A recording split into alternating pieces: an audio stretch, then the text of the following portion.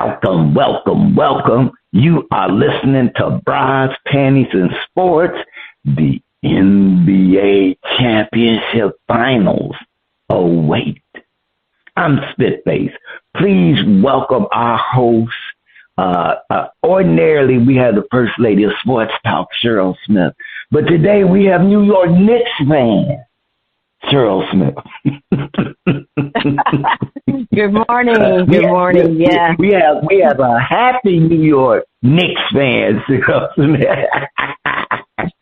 Yes, Good orange morning, and blue skies forever. Orange and blue skies. Yes. We going to game 6. Definitely going to game 6. And when what Michael Jackson says, Indiana, here I come. Going back to Indiana. Ooh. It's good. Hey, the Nicky Knicks. All right, this week go shout out. We have performances from Jay and the Groove. Will he find his shining star or get the cold feel of the mute button? First Lady, we're ready. What you saying? Each week, we try to figure out what is going on in the sports world. Not the plays of the week, more like the players of the week. Are they trying to tell us something? So we ask, what you saying? Fly, little birdie, fly. Time keeps on slipping into the future. Time keeps on slipping into the future. So I want to fly like an eagle to the sea. Fly like an eagle. Spirit, carry me. I want to fly right into the future. The little birdies known as the New York Knicks are flying high as they staved off elimination and keep hope alive for their fans. Can the Knicks join an elite club of teams that turn a series around and went on to play in the championship finals? At this point, regardless of what happens next, has Coach Tiz bought himself at least one more season as the head coach? Have the Knicks figured out the Pacers? Are the Pacers about to be the team that choked? George Foreman, Marvelous Marvin Hagler, both rest in peace. Bernard Hopkins, Roy Jones Jr., and the Steve Miller Band are asking, what you saying?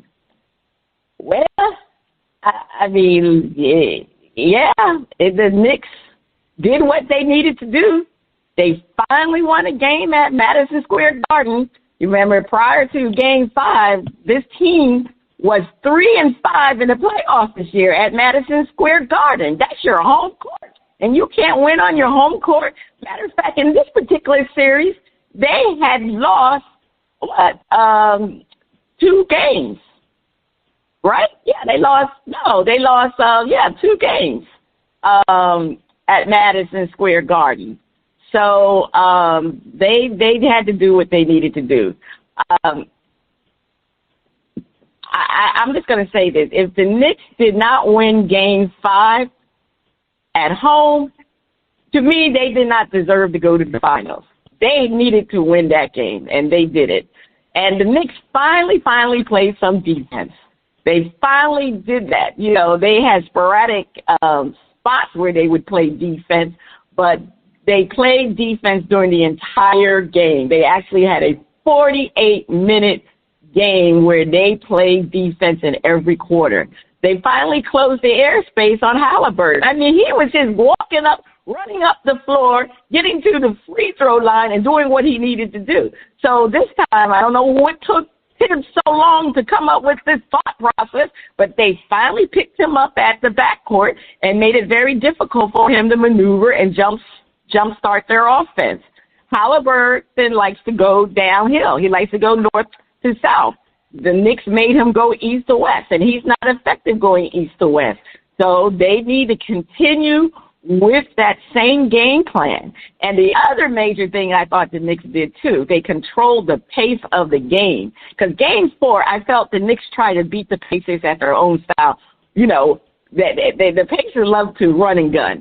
They're a running and gunning team. And the Knicks cannot do that. They cannot run and gun with the Pacers. They need to play a slower pace. You need to put the Pacers in a half-court offense And that's what the Knicks did in Game 6. The Pacers were playing in a half-court offense, and they are not good at that. They are a good run-and-gun team. So when you keep them in a half-court offense, you can win the game. So if the Knicks continue to do that, I can see them coming back from a 3-1 deficit. Because if they can play like that, then yes, they can beat the Pacers in Indiana. Yeah, they play well on the road. They play better on the road than they do MSG. So they just need to continue to pick Halliburton up in the backcourt and to keep the game at their pace, not at Indy's pace. And when you come to Game 6, it totally switches. Because as far as I'm concerned, the Knicks are playing with house money in Game 6 because the pressure is going to be all on the Pacers, just like what the Knicks did to the Celtics.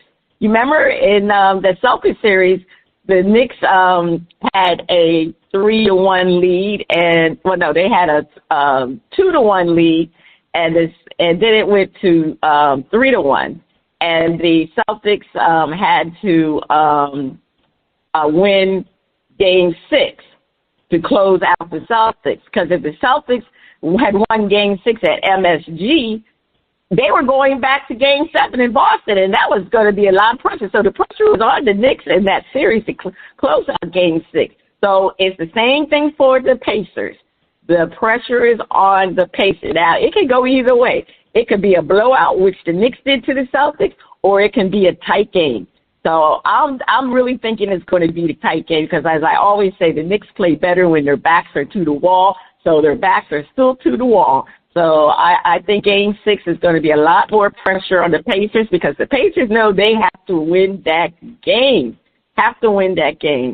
So like I said, the Knicks are going to have a comeback from 3-1. And, yeah, if they do come back, the Pacers definitely have choked. Now let's get on to Tibbs. I don't care what happens. If the Knicks do, the only way to me, Tibbs can keep his job, the Knicks have to go to the finals. Now, in the beginning of they have to go to the finals because let me explain something to you. Yes, the thing was the Knicks needed to look respectable against the Celtics in order for Tibbs to keep his job. That's what was said. Because many people didn't pick the Knicks to beat the Celtics. But guess what? Goalposts changed because once the Knicks beat the Celtics and they had the Pacers, I mean, everybody thought the Knicks were going to be better than the Pacers. It hasn't turned out that way. So that's why I think, Tibbs definitely has to win against the Pacers because his MO is the fact that he runs his players in the ground. It wasn't because Tibbs wanted to play his bench. He had no choice to play his bench when that happened, when Brunson and Cat got in foul trouble. So he realized that, hey, those two players, Shamet and DeLon Wright, Shamet and DeLon Wright were great defensive players. So once he played them, that's when this series changed. So Tibbs, to me, every Knicks fan wants Tibbs out as the coach. That many Knicks fans that want Tibbs to be the coach. So as I said, he definitely needs to go to the finals. All right, Spitface. What do you think about how the Knicks prevailed? First Lady, there is danger when you put up the choke and you didn't win the series yet. There is danger in doing that.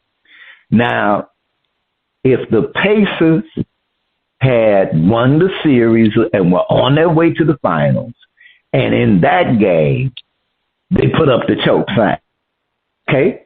Hey, done. Stick a fork in them. It is gone.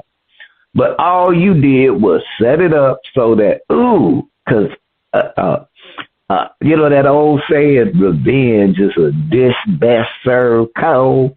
Well, the nasty Knicks Looks like they're getting ready to serve a cold dish on the Pacers, and do it in MSG. And you and those crazy Knicks fans, y'all gonna have y'all choke signs ready.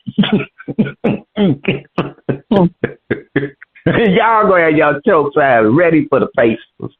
So, Coach Tibbs, for whatever the reason, whatever, something that, given that he's Coach Tibbs, defense was never an issue on a team he coached. But I do say that it's a 7-game series, not a 1. Now you got to make it a 7-game, but it's not a 1-game series. So there are a lot of adjustments that both sides make.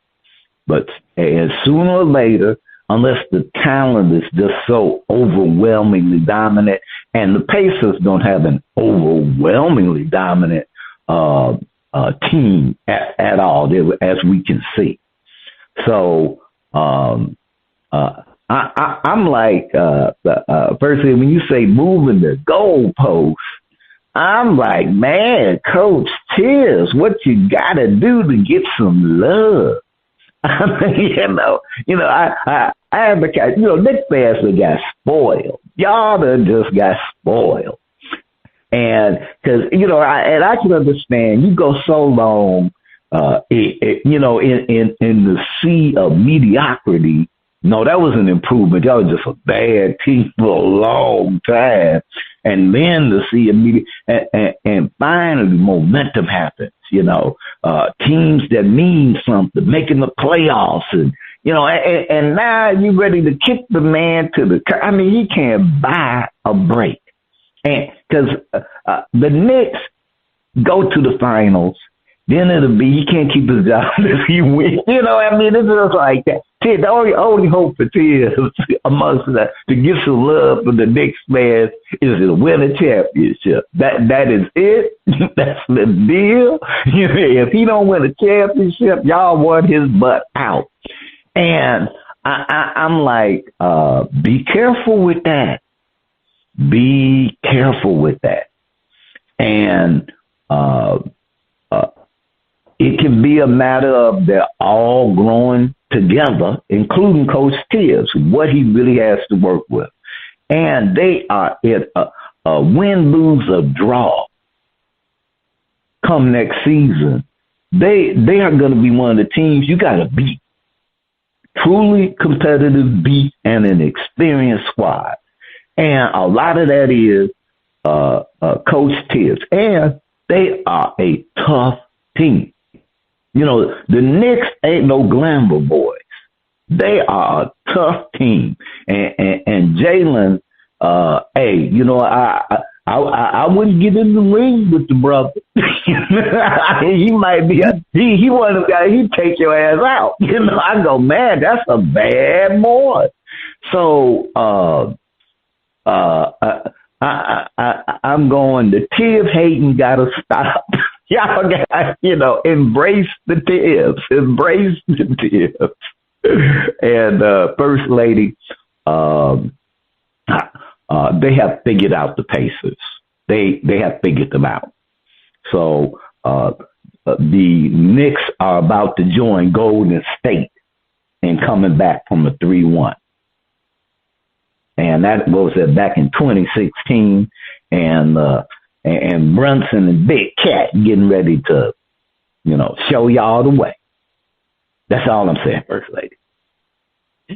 Well, yeah, we got to move the goalposts for Tibbs because I'll tell you, everybody wants him out.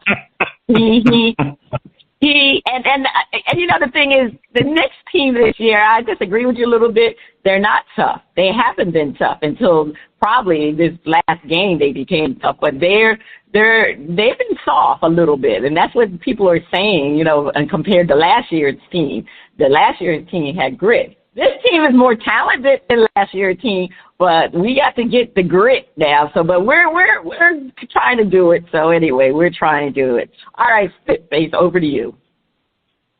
Don't call it a comeback. I've been here for years, rocking my tears and putting suckers in fear, making the tears rain down like a monsoon. Listen to the bass go boom.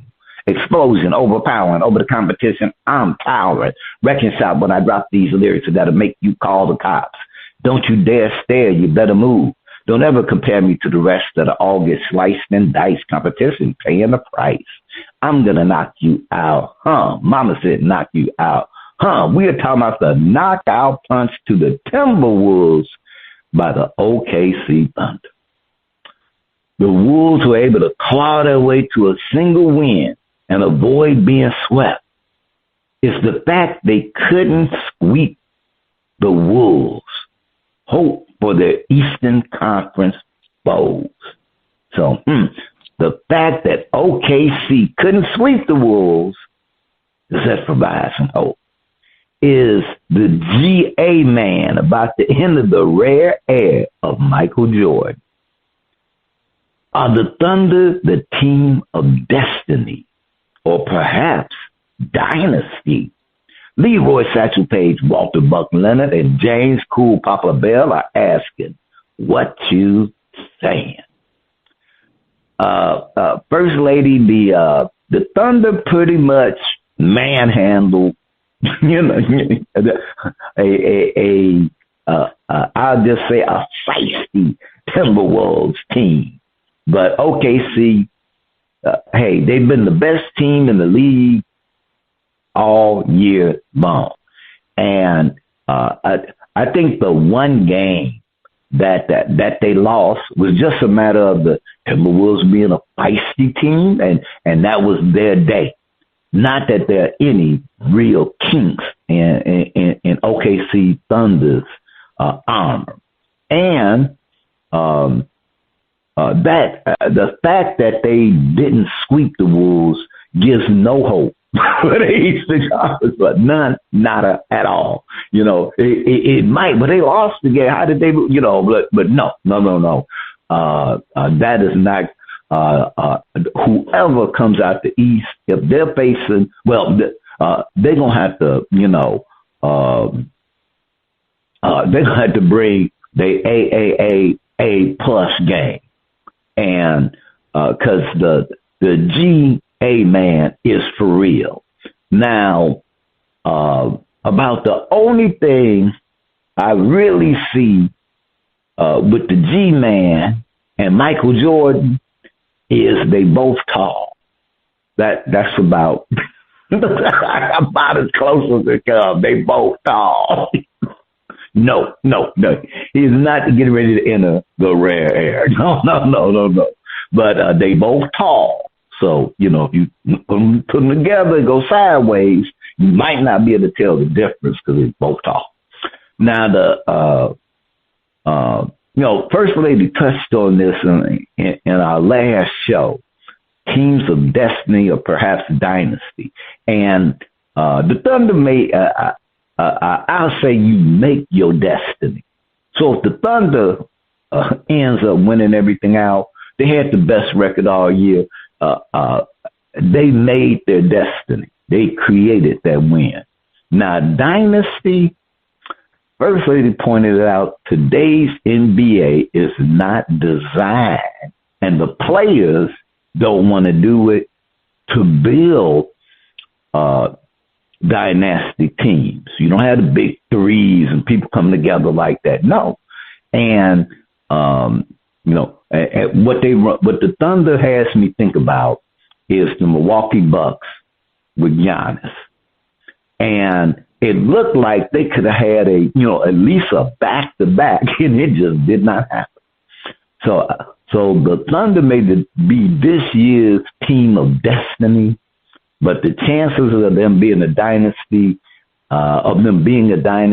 are, we got to go back to the Warriors. They were the last one. So I don't see it. First Lady, what you saying about OKC? Well, the Thunder basically had a gentleman's sweep of the Timberwolves. I mean, they completely outclassed the Timberwolves, and with the exception, I think it was Game 3.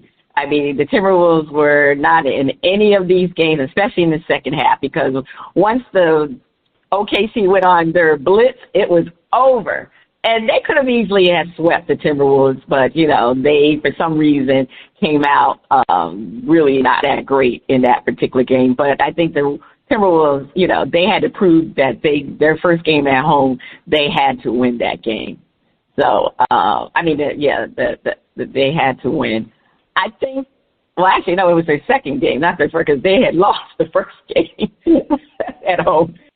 It was they're right. The OKC went up 3-0 on them. So anyway, I think the Knicks, to be honest with you, if the East played the OKC, I really think the Knicks would have a better shot of playing them, because the Pacers, believe it or not, to me, they play the same way the OKC does. They play a fast-paced game, and OKC plays it well. But the thing with OKC, they can defend better, and OKC can defend the perimeter line. That's where the Pacers thrive, is shooting outside three-point shots.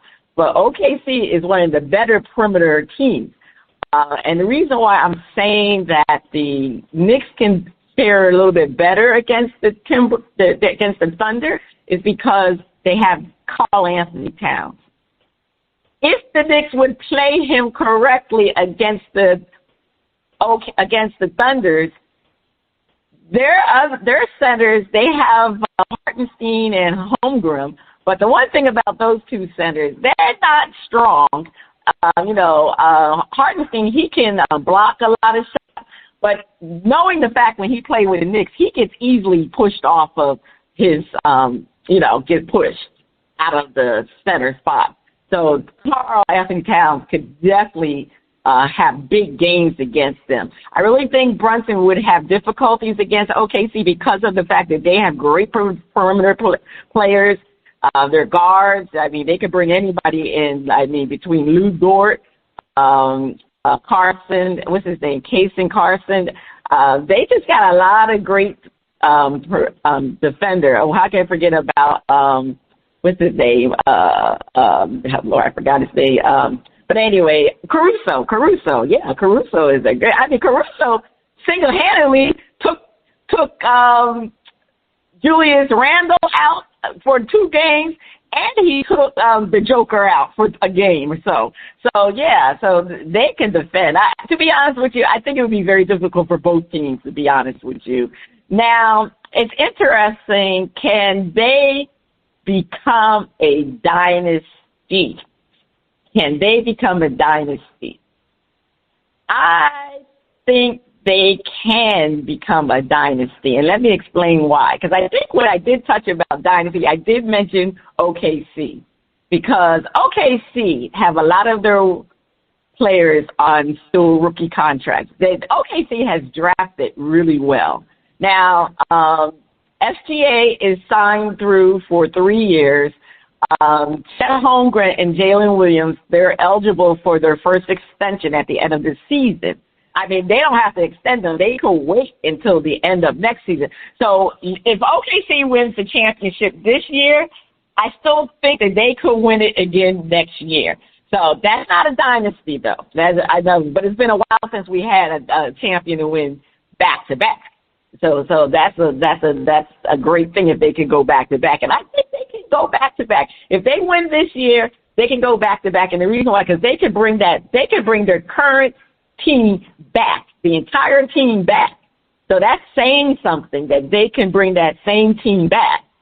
But they'll have to make a lot of decisions. They'll have to make a decision, like I said, at the end of this season, with Chet Holmgren and Jalen Williams. They're eligible for their first extension. And Jalen Williams, he was all NBA, all NBA, so he could get the highest amount. He could get a super max. So, the Thunder, after the end of next season, then they'll have to make some decision with some of their players. I mean, they have SGA to 3 years, and the SGA is eligible for an extension at the end of next year. So in general, though, the Thunder, they have done a great job with drafting players, developing their players. they have done a great job with keeping their draft picks. They have a boatload of draft picks. So if they keep their core team together, even if they got to pay them, they can still, with those draft picks, get players and put them in and out if they lose some players eventually after 2 years. Because I'm still saying, like, they can win back-to-back championships. A dynasty is when you win 3 or more.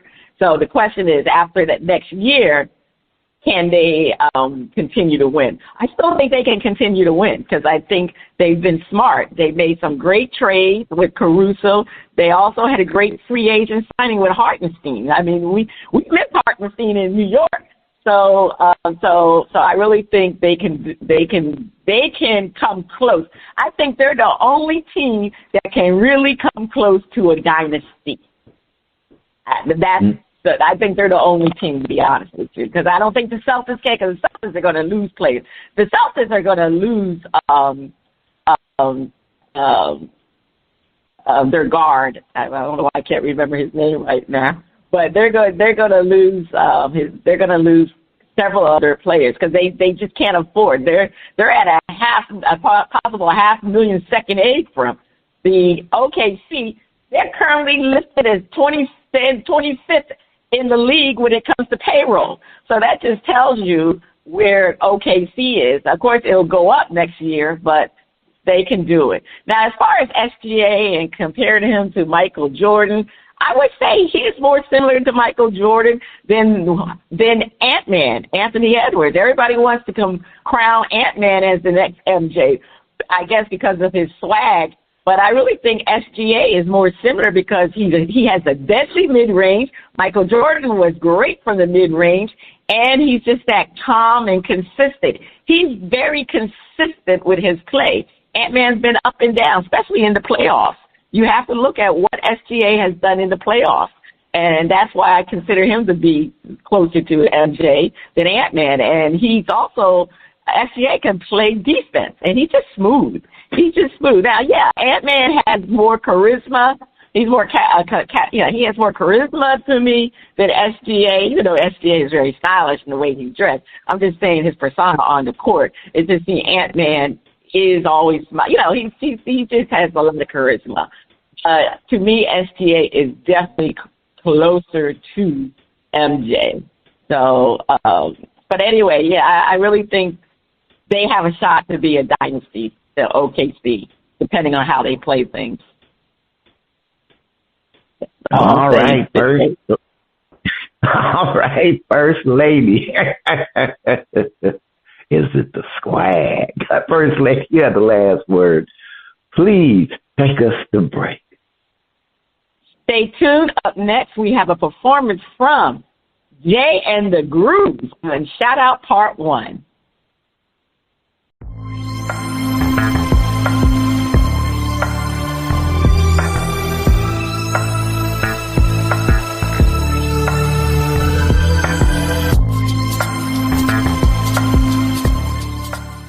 The music flows in from around the globe to get a shout out from the panel. First Lady, I can't wait to hear the music from Jay and the Groove.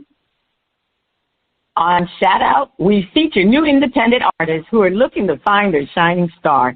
If we like what we hear, we'll give the track a shout out. If we don't like it, we hit the mute.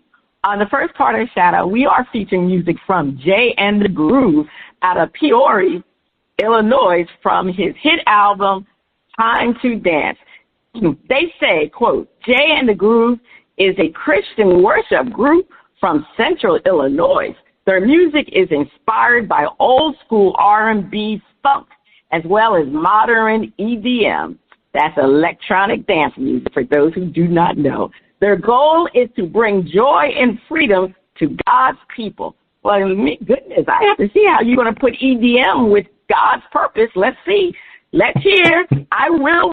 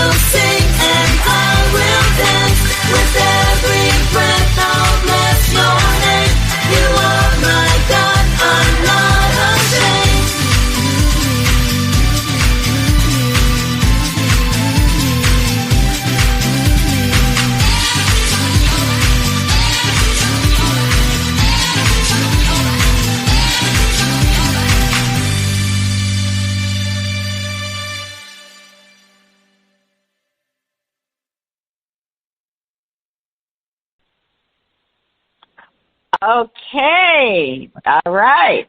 So that's the Christian songs of Jay and the Groove. All right. So, Fitface, are you rejoicing or are you hitting the mute button? You can't help but rejoice.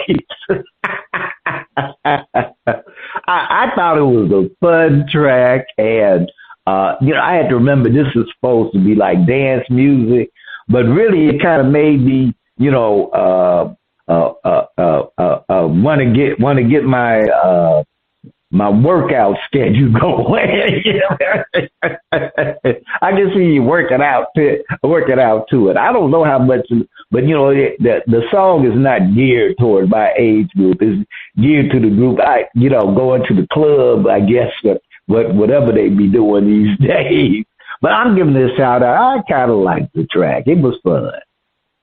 Okay. Yeah, I'm going to shout it out too. I'm not into the dance music that is the EDM. I'm not really into that, but they made it work with their song. And anytime you're going to praise God and anything, and you got to give them a shout out. So it's working for them. It worked for them. We have hit the mute, First Lady. It definitely worked for them. They were definitely rejoicing. And look, you can get your praise dance on. You may not can get your fast dance on, but you can get a praise dance on to that song. So I'm definitely going to shout them out. On part 2 of Shout, we'll be featuring another performance by Jay and the Groove. Now, he's always grooving. Is it the sound of our favorite underwater friend? Is it time for Flip It?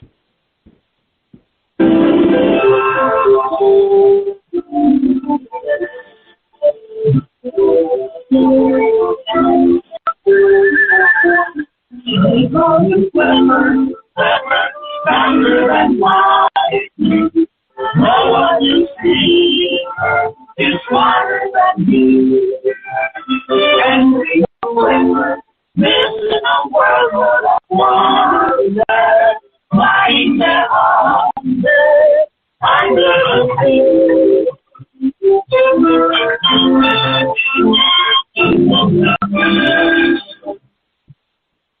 All right, you know what time it is. It is time for Flip It. That's right, where our hosts defend a point and then flip the script and defend the opposing view. The Steelers are in a predicament. The top quarterback on their roster is Mason Rudolph. And Aaron Rodgers is playing peekaboo. Did the Steelers fumble the ball, not drafting Shedeur Sanders? Defend. Shedeur Sanders was not the savior the Steelers needed. Next year's draft has a better group of candidates. Will a Manning be available? First Lady, I'm looking at the current situation with the Steelers, a team that I've kind of traditionally, kind of went for as one of my NFL favorite teams, and not just because of the coach, but they growing up in Chicago, we like those northern teams, tough and can deal with the elements. We kind of roll like that. But the Steelers and I think with Shedeur Sanders could have came into that team. That team there's some changes that need to happen. And he was not going to walk in there and all of a sudden be the savior of the team. And, it's one of those double-edged swords. The team keeps having a winning record, so they can't get a high enough draft, pick in the draft to really get that top quarterback. But that's what they need. They need that top quarterback that I'm not going to say a shoe in because nobody's a shoe in coming out of college and jumping to the NFL. But everyone has said this year's draft was, as far as the quarterback class, was not like not one of the top rated classes. Now, who knows how the players will actually work out in the NFL? So this isn't a slight on them. It's just that what they saw coming out of the college class. Next year's class actually looks a lot brighter and have more opportunity. But right now, the Steelers need for Aaron Rodgers to stop playing peekaboo. To stop playing peekaboo and go ahead and work with this team in his final year. Because the Steelers are going to have a winning record. Right now, they just constructed to where they're going to win enough games to have a winning record. That, which is a good thing. Aaron Rodgers, a mediocre Aaron Rodgers, is probably still a top 10 quarterback in the NFL. A mediocre. So if he's looking at, this is the last gas in my tank. I want to go out. You got somebody who, once he makes that call, he's going to be there. And he got skills still. And if some kind of way they can protect him, again, the Steelers going to have a winning season. Even with Mason Rudolph, they would, some kind of way, they'd stumble, bumble, and have a winning season. And that might be a stretch, but First Lady, please defend. Shedeur Sanders was not the answer. Well, I just think it was quite clear that the Steelers didn't think Sanders was the top pick in the draft. They passed on him in the first round, the third round, and the fourth round. So, if they really thought he was a top pick, they wouldn't have passed on him.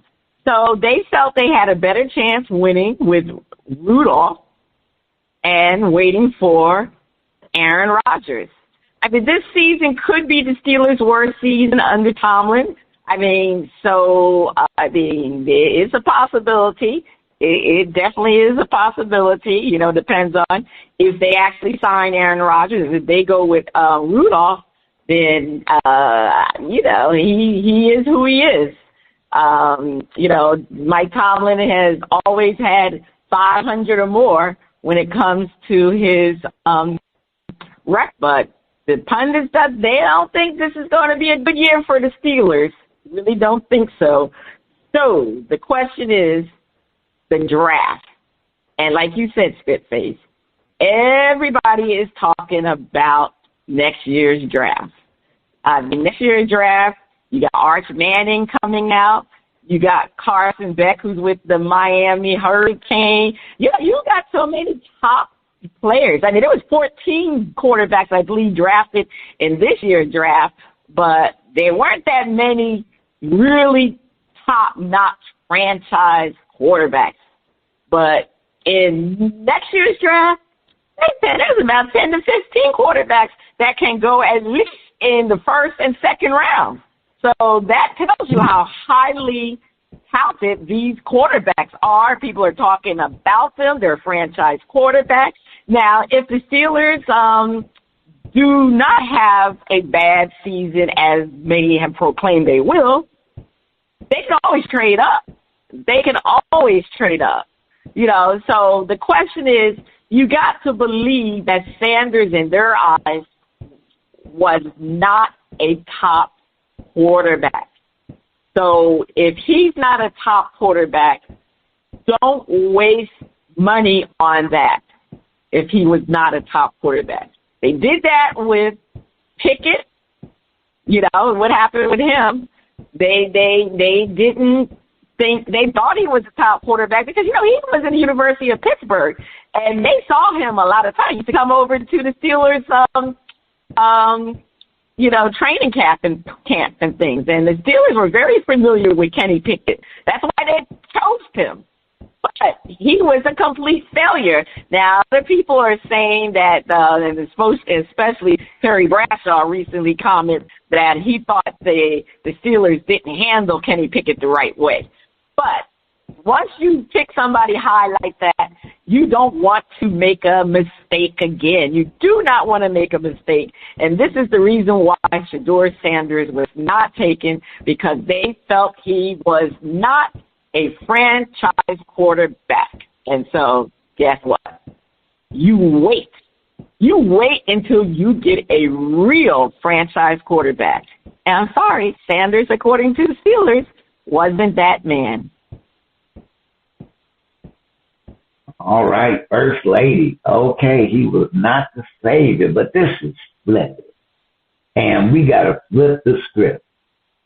Taking a chance on an aging quarterback never seems like a good thing in the end. They should have taken Shedeur. And First Lady, I think Aaron Rodgers has, still has something in the tank. He has skills. He even with the Jets, you can see that he could still play. The problem is that, it's just like that old car that you love. And even though this is going wrong, the water pump, and you don't replace that, and then the brakes, that's it, you don't replace this, you don't replace that. And there's just a point where you driving down the road and it's going, and it just boom, and it just falls. And Aaron Rodgers is on that edge where, as great as he is, with the talent he has, the body and the game changes on him. And it's just like overnight. And while it can, on the surface, it can look okay, it ain't. You've been playing as many years as Aaron, all the hits, all adds up. And you just don't know. The Steelers virtually had nothing to lose in taking Shedeur, and a lot to gain. A lot to gain. Even if they had to start the season with Mason Rudolph and Shedeur come in later in the season, or see how the training camp goes, they had nothing to lose. They still are, like I said, they're a team that can stumble their way to a winning season. That's just how good Tomlin got that. They will stumble their way to have a winning season. They can trade up. They can make the next class. If Shedeur didn't work out after getting him on the cheap, then they can take a shot in the next draft where there's a plethora of top-notch quarterbacks coming out of top. So why not? Still, there's still a mystery. I say there's still a mystery wrapped in an enigma that's heading down the street. What is this that all these NFL teams saw that nobody outside of these NFL teams saw, that Shedeur Sanders, dropped so like a hot rock? It's still out there. I don't know. But they could have got him on the cheap and found out. So I'm like, hey, that Asian quarterback, let me tell you, they just fall apart. First Lady, defend. They should have taken Shedeur. Well, I agree with you. I'm not sure what the Steelers were thinking. You could have gotten Sanders in the 4th round at a very low rookie scale. I mean, you could have had groomed him to be your franchise quarterback. Even if he wasn't going to be your savior, you had a chance to pick him and try and work him out to see what type of quarterback he could be for you. That's what you could have done. But no, you didn't pick him in the 4th round. I think that's the reason why the Browns chose him. They said, oh, well, he had slipped to the 5th round. I mean, can we let him go by? And they had, what? They had 3 quarterbacks already when they made that choice. Actually, technically 4, because Deshaun Watson was on the team, but we all know he's not going to play probably next year. So, I mean, the Browns decided to do that. They said they couldn't let him go. So that's why I was stunned that the Steelers did not pick Shedeur Sanders up in the 4th round. I mean, you're getting a quarterback who potentially everybody thought was a franchise quarterback.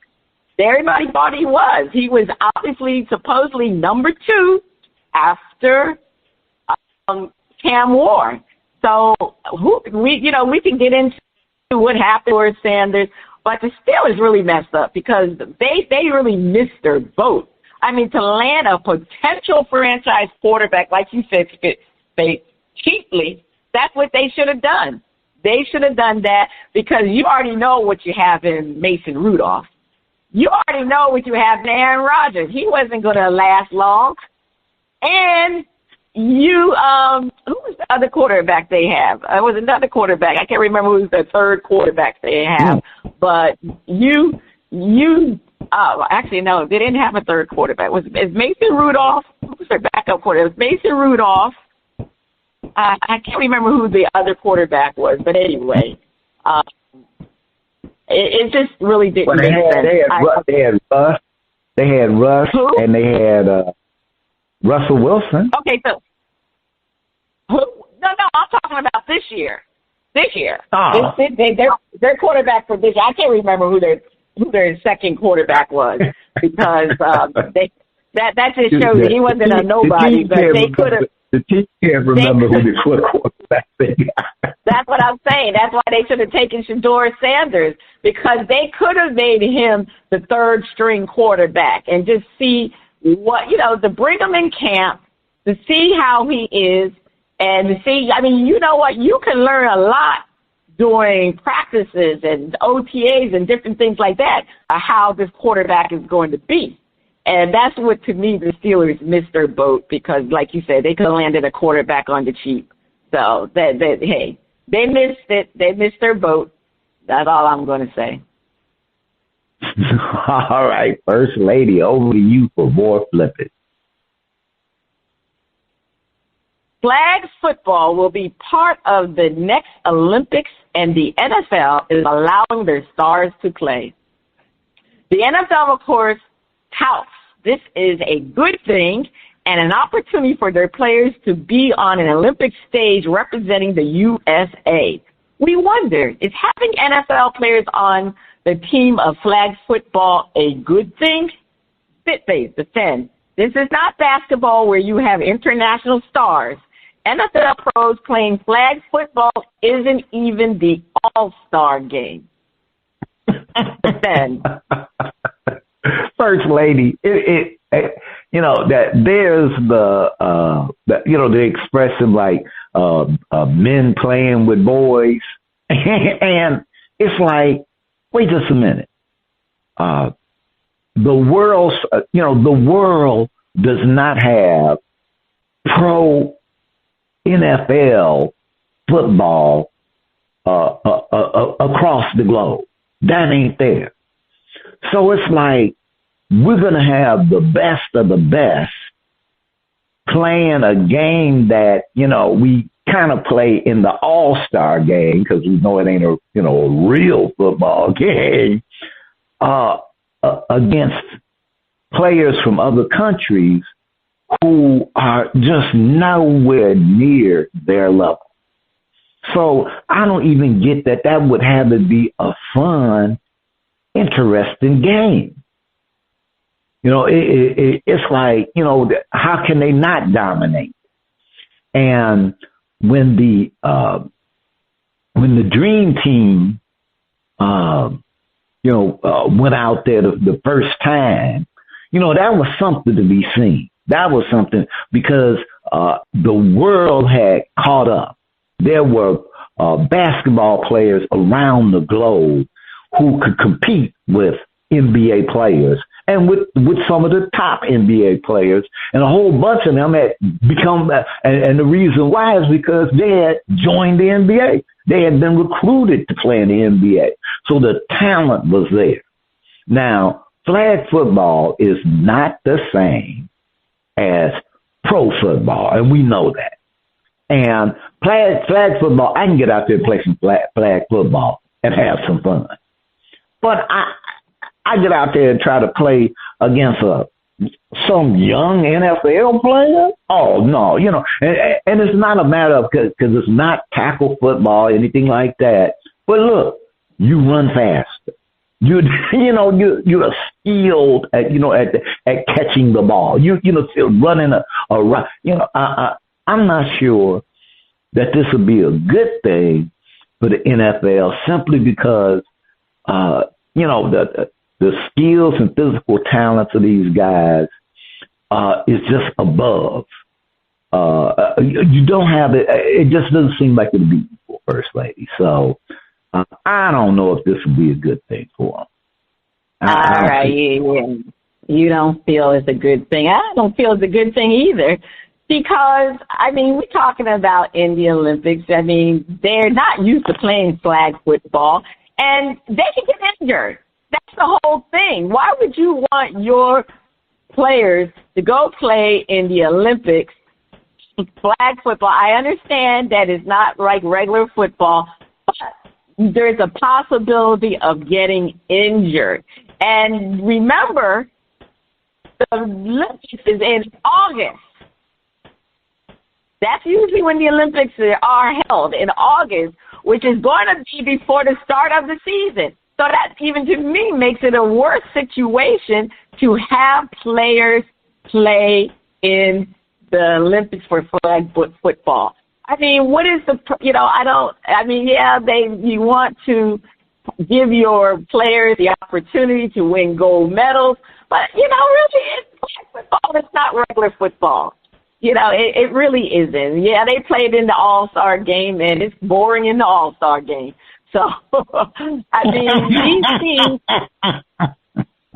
these teams in the Olympics, they play flag football. They come together. They got women's flag football during the regular season. That's a professional league in the USA. So I can maybe see some of the women's professional players going to play in the Olympics, but I just don't see pro NFL players playing in the Olympics because it's too risky. That's why they're only allowing one player per team, which is crazy. So I guess you're going to have to figure out, well, who's going to play for that team if they want to play in it. I just don't think the NFL is putting themselves at risk because I think they can acquire players. That's what I'm thinking because it's not going to be 100% sure that having NFL players play flag football that they're going to win an Olympic gold medal. It's a difference when you have NBA players playing Olympic basketball. That's a different, and as a matter of fact, that's even getting tighter now because a lot of the international teams are catching up to the NBA American teams because if you realize that in the NBA, most of the great players are international players. So I don't think in flag football that might be the case, to be honest with you. It shouldn't be, and I just think it's a bad idea. Really, I just think it's a bad idea. All right, Spitface, let's flip it. NFL pros playing flag football in the Olympics may not be the dream team, but it will be fun to watch. Spitface defend. The NFL pros playing flag football for a gold medal will be fun. First Lady, first off, I think it's going to be kind of interesting because tackle football is not flag football. It's not. And we haven't really seen the rules that they're going to put in place to so, as they say, to level the playing field. And while these players have, have physical talents that probably, exceed most normal folks, given their professional athletes, they are competing against other professional athletes. And and why I say that is that the world doesn't play tackle football, but a lot of the world plays flag football. And the teams representing those countries are physically and have the physical talent to play, I'll say, an international version of flag football that may offset what the NFL pros. I don't get that it'll be, given that it's not tackle football. Hey, players could, there are NFL players who are fast, but there are some other folks who they don't have the talents to be a NFL player, but they're fast and they can catch, and they might catch better than an NFL player can catch. It's just that they don't have overall, they ain't catching the ball, somebody tackling them. They can do, hey, look, I can spread on past you. So I think it might actually be a lot of fun to watch. And, I'm hoping that there's some adversity, where they look up and go, oh, man, wait just a minute, Team Canada came to play. Hey, they got the Canadian Football League. They got some folks. So, and some of them rough old Germans and stuff. I haven't seen the movies, First Lady. It can be some, interesting folks out there. All right. But yeah, I think it'd be more fun than the Pro Bowl. All right. Well, I think, to be honest with you, Spiff, it's going to be fun. I'm not going to knock it, but to me, I think it's more of the NFL trying to expand their game international. That's why they're allowing their players to play in the Olympics. I think it's a marketing tool. That's all. Nothing less, nothing more. And I think they're smart. I would say so, because the NFL is king in the U.S. Can they take over the international scene by introducing many countries to this flag football, and basically their professional football players? If you're playing in the flag football, will international countries start watching American football? I think that's what they're banking on. I truly believe that's what Roger Goodell wanted. I mean, and remember, flag football, it begins next Olympics, and the next Olympics is in the United States. So why not? Why not? Don't you think when they're going to be doing this flag football, don't you think the NFL is going to be marketing their football? So I really believe that's all it is. It's a marketing tool. The NFL loves making cash money. They love doing things to boost their presence in the world. And this is going to do that. It's definitely going to boost their presence because of the fact they got their professionals playing flag football. If it was just normal, regular, everyday people who play flag football, do you think the international world would care? No, but oh my gosh, you can have Tyreek Hill, because I think for Miami, Tyreek Hill definitely wants to do it. He's been actually positioning to be that person from the Dolphins. So if you think about that, oh, look at Tyreek Hill. There's going to be a lot of great players that's going to want to do this, because to have an Olympic medal is one thing, even though like I said, I still don't think it was going to translate for Americans to get an Olympic medal. But anyway, I think it's a marketing tool. NFL, they're always king when it comes to cash. All right, Spitface, please take us to break. Show me the money. All right. On the other side of the break, we have another performance from Jay and the Groove on Shout Out Part 2. Please keep your ears glued to those speakers.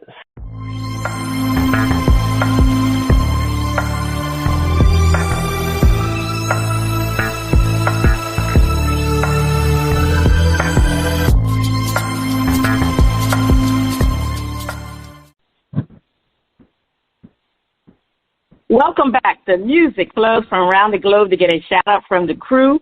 Spitface, over to you. All right, First Lady. We got some mean thunder boomers here in Houston that done rolled in.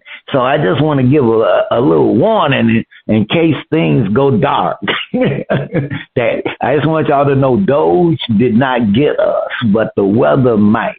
Now, on the second part of Shout Out, we are featuring more music from Jay and the Groove. Oh, no, we got to keep everything running because he got this track called Party. Yeah, let's get on with the party.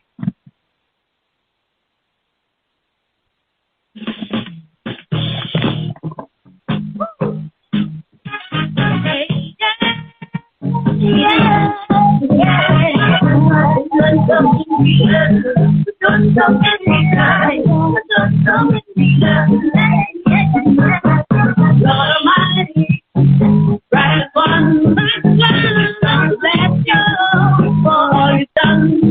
We'll come to worship and celebrate.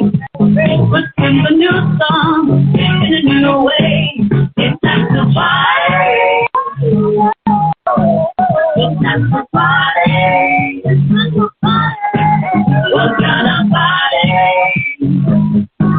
We're giving you a party.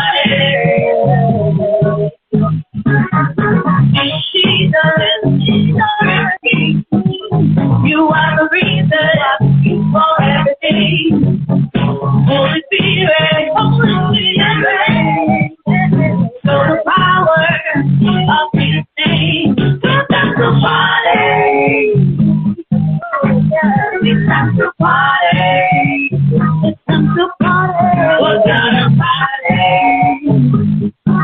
We're giving you a party.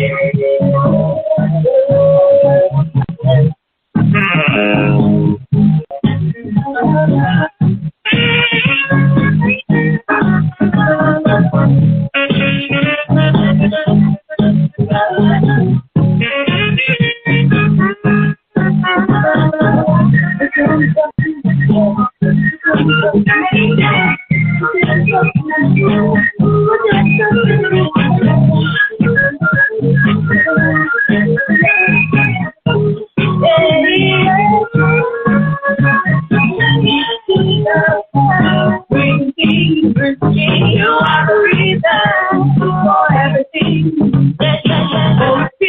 Holy Spirit, so the power of His name. It's time to party. It's time to party. Come on, let's go. We're gonna party. We're gonna party.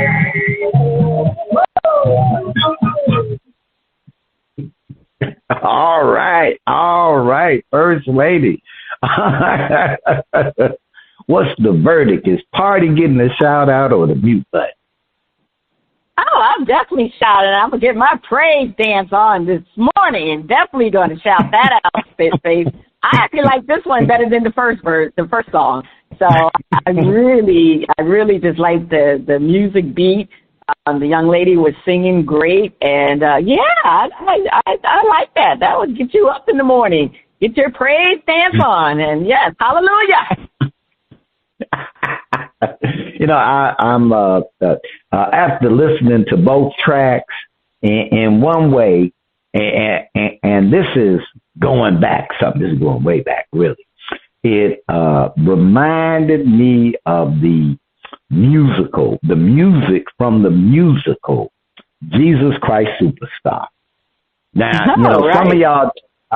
Some of y'all going, what? we kind of aging ourselves on that one. oh yeah. Well, you didn't have to admit to it. But yeah, if you Google Jesus Christ Superstar, and it was really great musical back in the day, and that alone was gospel. So check it on out. Check it on out. Well, I'm giving it a shout out and this is the end of shout out. You can check out Jay and the Groove on the Old Grumpy Radio Network. If you'd like to be heard or have any comments, please send your emails and tracks to talent@oldgrumpyradio.com. First Lady, over to you. Well, actually, I just want to caveat that what you said. That Jesus Christ Super. I think John Legend and them on NBC did a live version, an updated version of it. I for some reason, I remember them doing that. But I got to go. I'll check that out. But anyway, yes, we do have the NBA championship picks and props. We're still waiting. It's still to be determined how these series are going to come out. We already know OKC won, and OKC won in 5. So we'll see how we're going to do with our picks definitely by next week. Spitface, what is your top story to watch this week? Actually, I'm on the edge of my seat, wondering who's gonna win the East. So that's my top story. Just the winner of the East. Well, yeah, that would have been my top story too. But okay, well I'm gonna go with. Aaron Rodgers still not signed by the Pittsburgh Steelers. Could it happen this week? Really? Aaron, you haven't made your mind up? You have not made your mind up if you're going to play this season? How do you allow this team? A lot of people are calling for Mike Tomlin's head about this one, waiting for Aaron Rodgers. They think this is ridiculous because they think of the Steelers culture that he's really not doing great with their culture. But anyway, that's my top story, to see if Aaron Rodgers is going to finally sign this week or definitely by next week. All right. Check out our current and previous episodes at Bras, Panties, and Sports.com. This is Cheryl Smith, the First Lady of Sports, and Spitface. You have been listening to Bras, Panties, and Sports. See you next week.